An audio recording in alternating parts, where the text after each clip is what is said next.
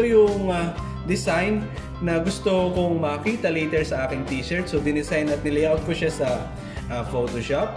So, again, meron tayong separate tutorials patungkol sa paggamit ng Photoshop. So, maglalagay ako ng mga links sa description sa baba para mapuntahan niyo yung mga yon. So, ito, nilayout ko siya sa A4 size. And then, ipiprint na natin siya. Okay? Control P. So, destination printer is yung L805 ko. And then, punta tayo sa print setting sa loob. So, ang madalas na ginagamit na setting dyan sa loob ay yung pagdating sa paper type, Epson matte ang ginagamit namin kapag nag-dark transfer kami. For the quality, okay na yung standard. Copies, isa lang muna. More options, wala naman na tayong gagawin dyan. Okay, print na tayo. Okay, so nagpiprint na yung ating design. So, napapansin nyo, napaka-vibrant ng kulay. So, take note, ang printer nyo dapat, ang nakalagay na ink ay pigment. So, ang gamit namin itong mga to, yung kay Hansol. So, pigment inks from Hansol. And then, sa pang-tip, pang naglalagay kayo ng dark transfer, minsan kasi kinakat namin yung sa may corner ng dark transfer. Para kasi itong head na ito, yung gumagalaw na yan na part ng printer, kung minsan ay tinatamaan niya yung yung corner nung mismong papel. Ang mangyayari niyan, magkakaroon ng dumi-dumi. Kakalat siya dun sa print. So ito, kinat namin yung corner. Yan, medyo malinis naman siya. Okay? So bago natin i-print using the heat press, kailangan mo natin gupitin. Ayan, so ito na yung finished output niya. So ingat na lang sa paggupit. Make sure na walang tagas na white or walang natitirang mga white portion dito. O kung sakali, pwede nyo, kunyari ang kulay ng t-shirt nyo ay, for example, pula. Lagyan nyo na lang din ng outline na pula yung inyong mga layout para yun na lang magiging mark bleeds ninyo. Okay? Next thing na gagawin natin ay ipipil natin yung back part niya. So itong nakikita nyo, yung parang mga grid lines na may nakasulat na 3D jet opaque dyan, kailangan maalis yan. So paano ipil? Ganito lang.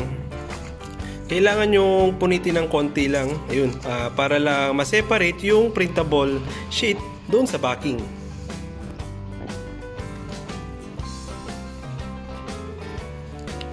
Ayun na. Yan, pipil mo lang siyang ganyan. Okay? Hanggang sa maalis mo siyang buo. Alright. Okay, so ready na tayo mag-press sa ating t-shirt. So, ready na tayo mag-press sa ating heat press. Okay, so printing process na po tayo. Bali nakaswitch na yung ating heat press. Ang kanyang temperature, pag nagpiprint tayo ng dark transfer paper sa t-shirt, take note, ang temperature set natin to 150 to 160 degrees. Tapos for the seconds, mga 20 to 30 seconds or 15 to 20 seconds. Ayan. So 150, 20. So ilapat na natin yung ating t-shirt muna.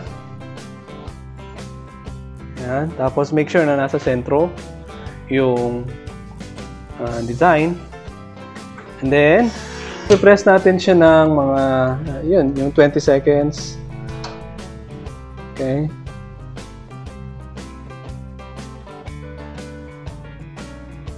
Alright, so pag na-reach na yung time, mag-beep yan.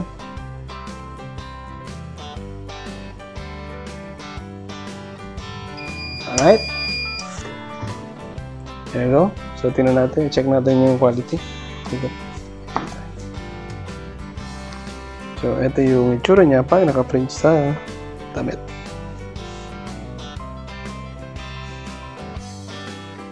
Okay, so ito na yung printout natin kanina. Actually, itong design na ito, nilagyan namin ng text with the use of PVC vinyl dito sa itaas. So kung paano gawin or paano mag-print using the PVC vinyls or heat transfer vinyls using your heat press, may separate video tayo para doon.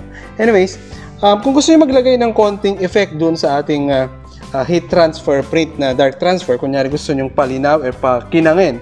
So meron tayong pwedeng gamitin dito, yung tinatawag na this one, yung tinatawag na gloss sheet na ito, mabibili to sa pop trade, no?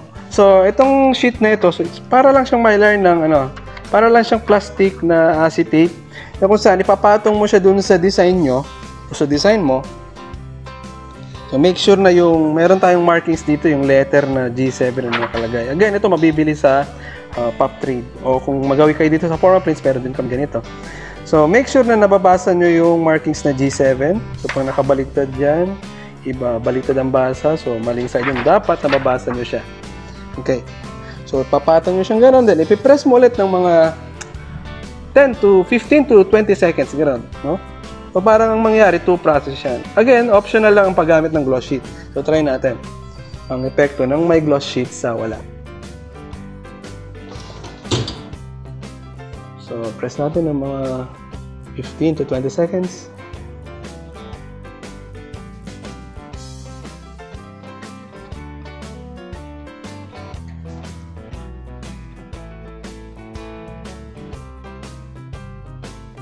Okay. So, tayo muna natin lumamig ng konti. Kung muna natin tanggalin, so ilagay natin dito. So, tingnan natin yung difference, no? O tingnan natin yung itsura. Palamagin muna. Medyo mainit-init pa yan. So, palamigin muna natin. Actually, may partner yan. This is a couple shirt. Yun yung partner niya. Yung burger. Okay. So, ito yung itsura niya kapag nalagyan siya ng gloss sheet. So, kasi natin yung G7 na gloss sheet. So, makikita nyo, meron siyang puproduce na kinang or laminate effect doon sa design niya. Yan, very visible yung pagkaka-glossy niya. So, this will help your dark transfer print na mas mag-last sa damit. At maiwasan yung mga cracks kuminsan, lalong-lalo na kapag nahe-heavy wash yung mga damit. At isa pa, pandagdag ng feature, pampaganda. Although may mga iba kasi may gusto glossy, yung iba ayaw. So again, this is an optional way to laminate or make your dark transfer print last longer. Okay? Yeah, very nice. Okay guys, so yun yung mga iba't ibang mga steps para makapag-print ka ng dark transfer paper, paano gawin ang dark transfer printing sa t-shirt.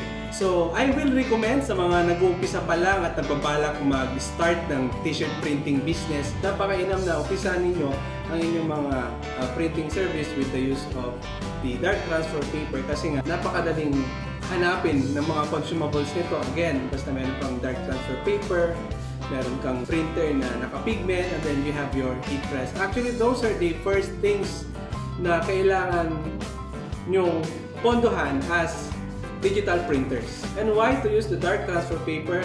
It's because pwede mo siyang i-print halos kahit saan. Pwede sa cotton, pwede sa mga makakapal na polo shirts, pwede sa nylon, pwede halos sa iba't ibang klase ng tela. At isa pa, napakadaling hanapin itong consumable na ito sa halos lahat ng mga printing shops. So, ayun po, kita-kita po ulit tayo sa mga susunod na printing tips and tutorials dito lang po sa aming YouTube channel. So kung sa tingin nyo nakatulong itong video na ito sa inyo sa pagsisimula ng inyong mga printing businesses, ay paki-like po ang aming mga Facebook pages at ang aming YouTube channel para updated kayo sa mga iba pang tutorials na i-share namin. So kita-kita tayo ulit!